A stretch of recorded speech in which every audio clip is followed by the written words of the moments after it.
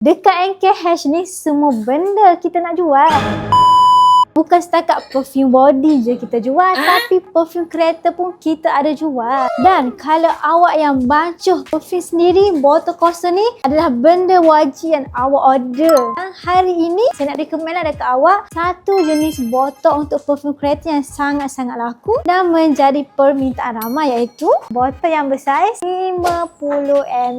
Sangatlah special sebab apa? Sebab dia punya kek kayu. Botol pula botol yang jenis bulat dan clear. Kalau botol yang jenis clear ni mudahlah awak nak tengok kalau perfume tu habis. Dan botol ni kita ada sediakan sekali dengan dia punya stick kayu. Yang ni awak letak stick kayu dekat punya kek, lepas tu masukkan. Bila awak nak guna dekat dalam kereta, just tuangkanlah dia untuk bagi dia punya kek kayu ni basah. Lepas tu barulah awak punya perfume ni merebat dalam awak punya kereta ataupun kenderaan. Dan untuk harganya pula, kita ada harga untuk satu carton. Yang ni lagi murah lah. Kalau datang dekat showroom kita ni, kita akan tunjuk harga untuk satu carton. Dan kalau awak nak order lagi banyak, kita juga ada harga untuk 3 carton dan juga 10 carton ke atas. Dan juga iklan tambahan. Kalau awak nak buat package jenama sendiri, jangan risau, dekat NKH ni semua benda kita nak jual. Stiker pun kita jual. Sebab ni kita ada kedai printing kita sendiri. Sama ada yang ni stiker UV-DTF. Stiker seakan-akan awak print dari botol. Tapi